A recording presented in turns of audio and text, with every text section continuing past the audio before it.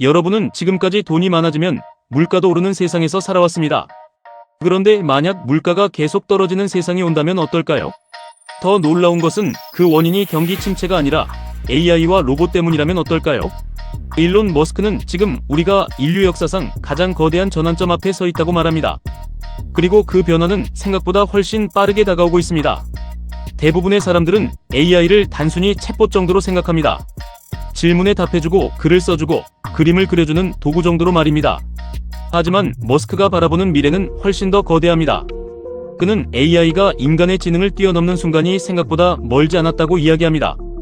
불과 몇 년 전만 해도 불가능하다고 생각했던 일들이 지금은 매주 등장하고 있습니다. AI는 논문을 쓰고 있습니다. 프로그램을 개발하고 있습니다. 의사 수준의 진단을 하고 있습니다. 심지어 전문직 종사자들과 경쟁할 정도의 능력을 보여주고 있습니다. 그런데 여기서 정말 중요한 사실이 있습니다. 지금의 AI는 아직 디지털 세상에 갇혀 있습니다. 화면 안에서만 활동하고 있습니다. 하지만 휴머노이드 로봇이 등장하면 이야기가 완전히 달라집니다.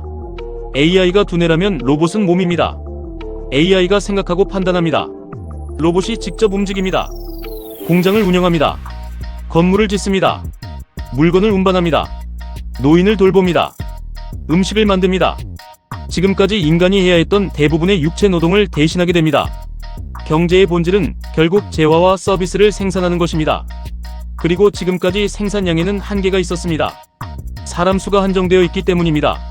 하지만 AI와 로봇이 무한에 가까운 노동력을 제공한다면 어떨까요? 생산량의 천장이 사라질 수 있습니다. 이것이 머스크가 말하는 핵심입니다. 경제 구조 자체가 바뀔 수 있다는 것입니다. 많은 사람들은 AI 시대가 오면 인플레이션이 심해질 것이라고 생각합니다. 하지만 머스크는 오히려 반대의 가능성을 이야기합니다. 바로 디플레이션입니다.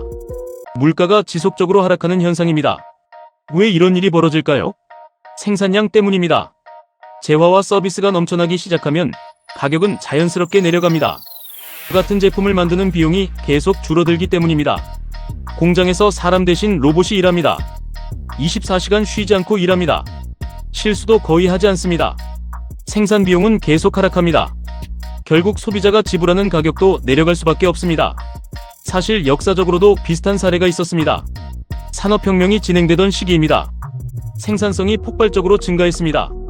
그 결과 일부 기간에는 물가가 장기간 하락하는 현상이 나타났습니다. 많은 사람들은 경제가 성장하면 물가도 오른다고 생각합니다. 하지만 생산성 증가 속도가 압도적으로 빠르면 정반대 현상이 발생할 수 있습니다. 머스크의 예측이 단순한 상상이 아닌 이유입니다. 하지만 여기서 문제가 시작됩니다. 디플레이션은 겉으로 보기에는 좋은 현상처럼 보입니다. 물건값이 싸지니까 말입니다. 하지만 경제 전체로 보면 매우 위험할 수 있습니다. 예를 들어보겠습니다. 여러분이 5억 원의 대출을 받아 집을 샀다고 가정해보겠습니다. 그런데 집값이 떨어집니다. 월급도 줄어듭니다.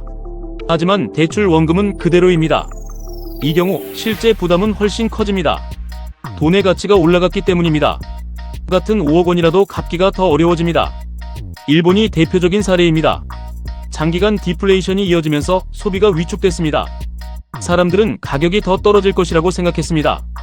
그래서 소비를 미뤘습니다. 기업도 투자하지 않았습니다. 경제 전체가 활력을 잃었습니다. 이것이 디플레이션의 무서운 점입니다. 그런데 현실은 조금 더 복잡합니다. AI 시대가 시작된다고 해서 당장 물가가 떨어지는 것은 아닙니다. 오히려 초기에는 강력한 인플레이션 압력이 나타날 수 있습니다.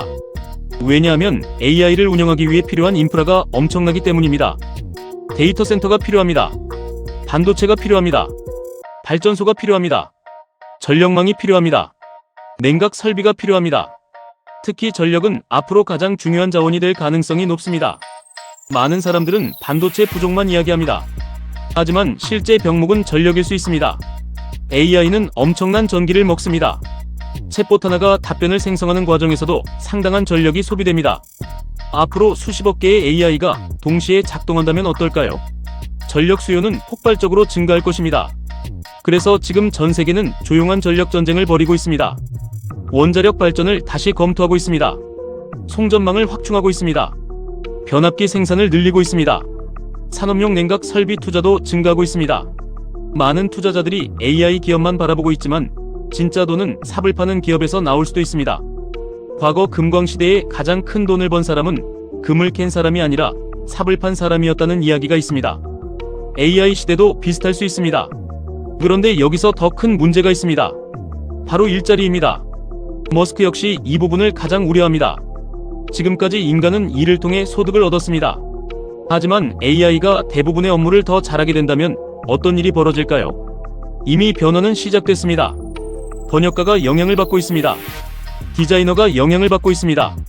개발자도 영향을 받고 있습니다. 사무직 업무 상당수가 자동화되고 있습니다. 많은 사람들은 육체 노동은 안전하다고 생각합니다. 하지만 휴머노이드 로봇이 보급되면 상황은 달라집니다. 운반 업무도 바뀔 수 있습니다. 물류 산업도 바뀔 수 있습니다. 생산 현장도 바뀔 수 있습니다.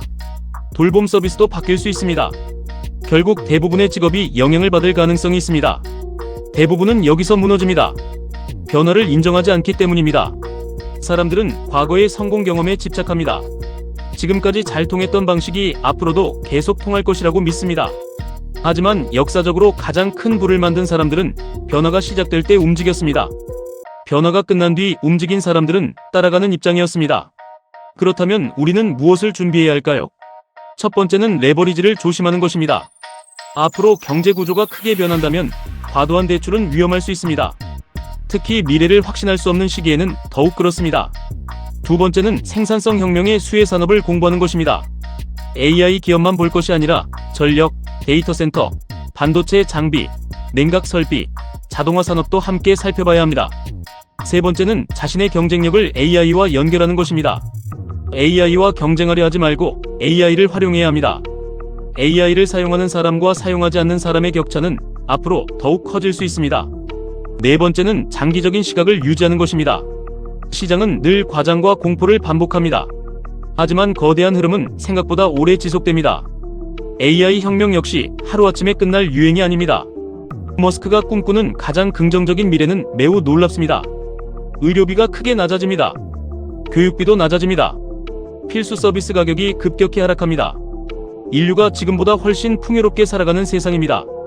누구나 원하는 것을 비교적 쉽게 얻을 수 있는 세상입니다. 기술은 결국 인간의 삶을 더 편하게 만들기 위해 존재하기 때문입니다. 하지만 그 과정은 결코 평탄하지 않을 수 있습니다. 새로운 기술은 언제나 승자와 패자를 만들었습니다. 산업혁명도 그랬습니다. 인터넷 혁명도 그랬습니다. 그리고 AI 혁명도 마찬가지일 가능성이 높습니다. 중요한 것은 변화 자체를 막으려는 것이 아닙니다. 변화를 이해하는 것입니다. 그리고 그 흐름 속에서 자신의 위치를 찾는 것입니다. 지금 우리는 방향은 보이지만 속도는 알 수 없는 시대를 살고 있습니다. AI는 멈추지 않을 것입니다. 로봇도 계속 발전할 것입니다. 문제는 그 변화가 올 것인가가 아닙니다. 얼마나 빨리 올 것인가입니다. 그리고 그 변화가 왔을 때 여러분은 준비되어 있을 것인가입니다. 이제 선택해야 할 시간입니다. 과거의 방식에 머무를 것인지 아니면 다가오는 미래를 공부하고 준비할 것인지. 오늘 영상이 여러분의 생각을 넓히는 계기가 되었다면 구독과 좋아요 부탁드립니다. 여러분은 AI와 로봇이 가져올 미래를 어떻게 예상하시나요? 댓글로 여러분의 생각을 남겨주시기 바랍니다. 다음 영상에서는 더 중요한 경제 이야기로 찾아뵙겠습니다.